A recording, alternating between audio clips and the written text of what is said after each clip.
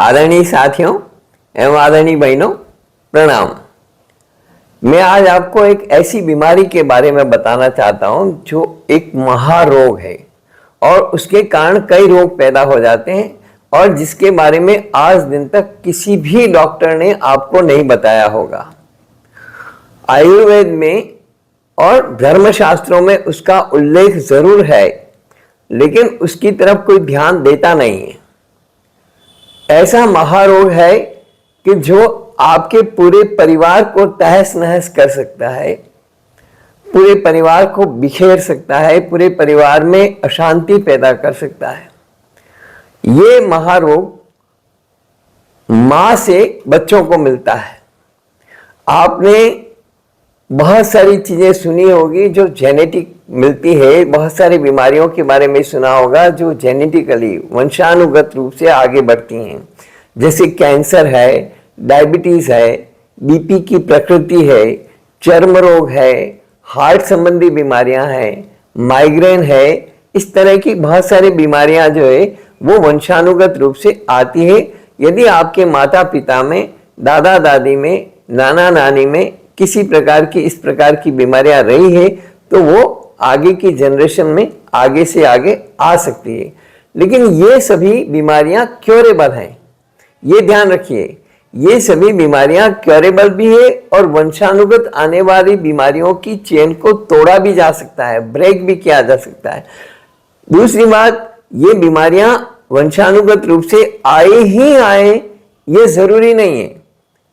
ये जरूरी नहीं कि आपकी माँ को ये बीमारी थी तो बच्चों में वो बीमारी आएगी ही आएगी, ऐसा कोई कंपल्शन नहीं है।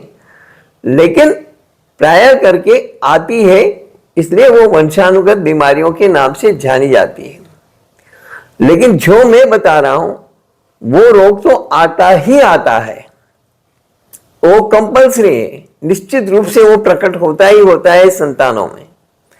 इसलिए उसके बारे में विशेष सावधानी की जरूरत होती है।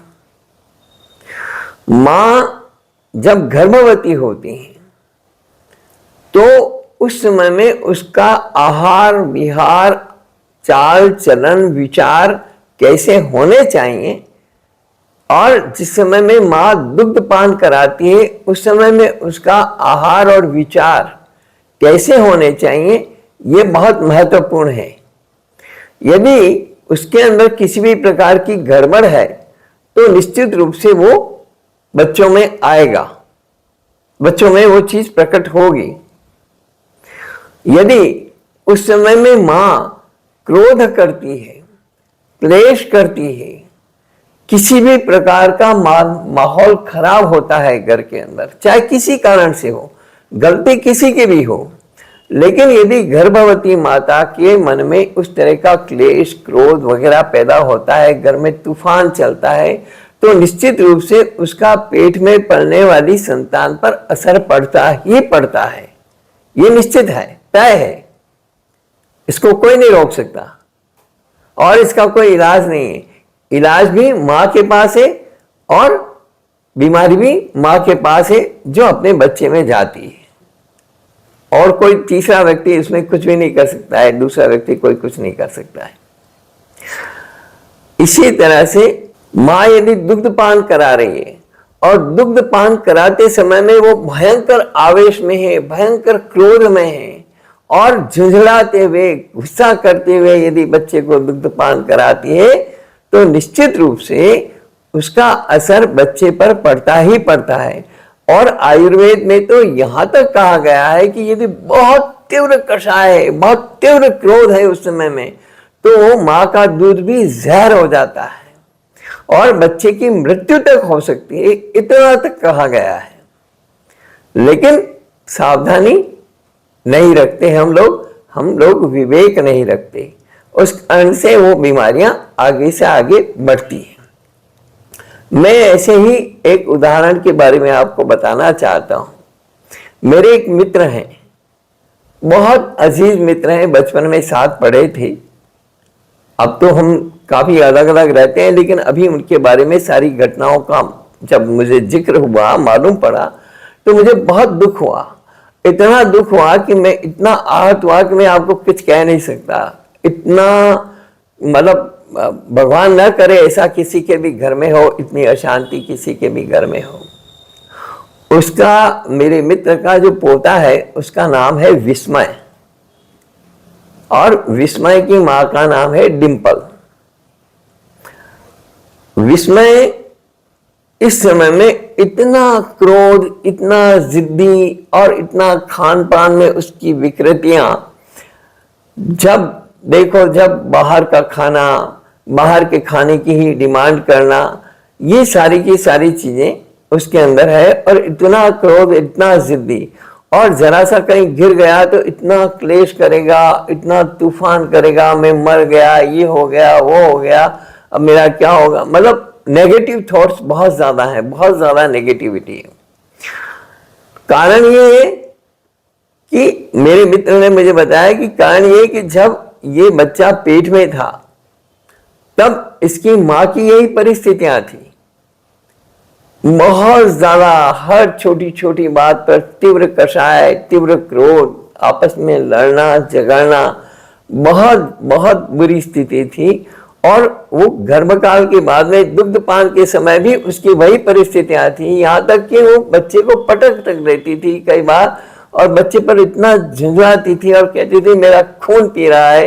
इस तरह की भावनाएं, इस तरह की नेगेटिविटी और इस तरह का जो माहौल था, उसका असर उस बच्चे के ऊपर पड़ा। पता किया तो जो बच्चे की मां है डिंपल, उसकी जब मदर गर्भवती थी, वो जब पेट में थी मां के, तो उनके ससुर जी को बहुत गुस्सा आता था, बहुत क्रोध आता था। और गुस्से में उन्होंने जो है अपने उनके पति है ना, अपने बेटे को, दादाजी ने अपने बेटे को लकड़ी से मारा भी। तो इतना, और उस समय में वो इतना सहमी सहमी रहती थी, डरी डरी रहती थी, नेगेटिव थॉट्स आते थे, उसका असर डिंपल पर पड़ा, और डिंपल का असर ये विस्मय पर पड़ा। तो ये जो परिस्थितियां हैं ना, ये बहुत खतरनाक है। इन परिस्थितियों से हमें बचने का उपाय करना चाहिए, सोचना चाहिए। गर्भकाल के दौरान हमेशा बहुत सात्विक खान पान, सात्विक रहन सहन, सात्विक विचार, घर में चाहे कैसी भी परिस्थिति हो, लेकिन उस समय में इस तरह की किसी भी प्रकार का तीव्र कषाय, तीव्र भावनाएं मन में नहीं लानी चाहिए, और क्रोध कभी नहीं करना चाहिए। गर्भवती माताओं का आज भी, जब मेरे पास में कोई पेशेंट आते हैं, जैसे किसी को कंसीव नहीं हो रहा है और पूछने के लिए आते हैं कि किस प्रकार से क्या करना चाहिए, क्या आचार विचार हमारा होना चाहिए, क्या खान पान हमारा होना चाहिए, तो मैं उनको बताता हूँ। और जो गर्भवती हो जाती हैं, कंसीव हो जाती हैं, ऐसी महिलाएं भी जब आती हैं, तो उनको मैं हमेशा कहता हूँ कि इस बात का जरूर ध्यान रखना अपने जीवन में, ताकि बच्चे में वो चीजें न आए। अब क्या है कि माँ बाप बड़े हो जाते हैं, माँ बाप अपनी गलती नहीं देखते, अपनी कमी नहीं देखते, अपनी कमजोरी नहीं देखते कि उन्होंने उस समय में क्या किया, उनका आचार विचार कैसा था जब वो बच्चा गर्भ में था, और कसर बच्चे पर ही निकलती है।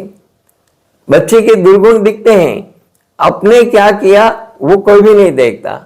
यदि वो अपना अंतरावलोकन करने लगे, अपने किए पर पश्चाताप करने लगे, और बच्चे को उसी प्यार और उसी स्नेह दुलार से उसको वापस से लाइन पे लाने की कोशिश करें, तो निश्चित रूप से वो लाइन पे आ सकता है।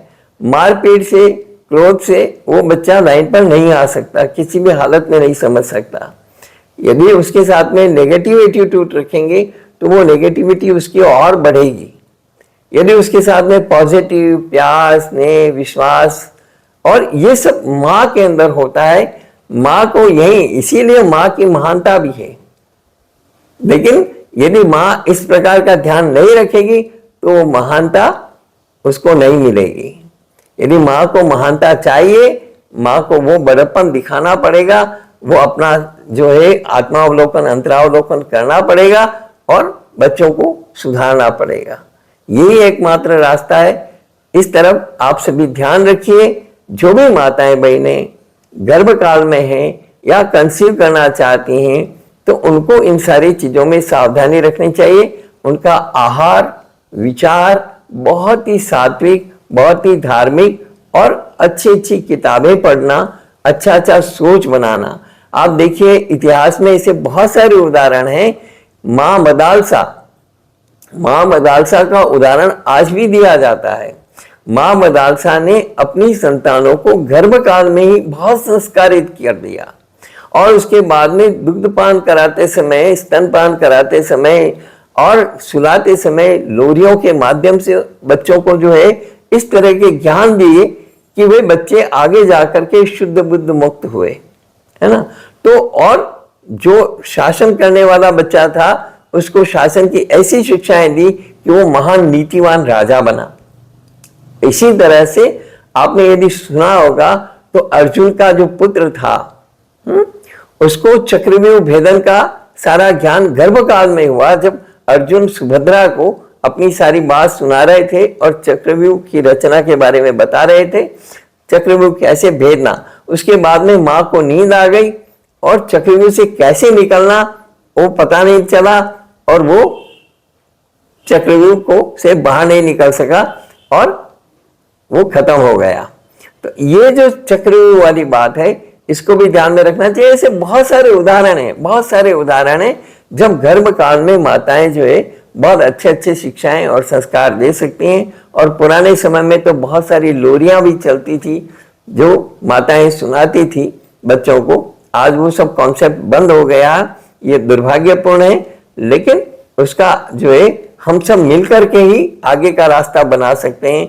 यदि हम ये सारी चीजों को समझेंगे तो चीजें आगे बढ़ेगी और घर में सुख शांति समृद्धि खुशहाली आएगी। इस वीडियो में इतना ही।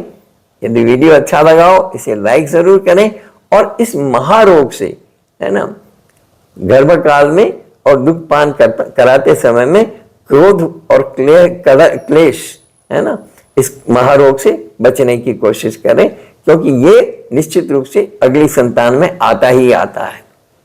वीडियो में इतना ही। धन्यवाद।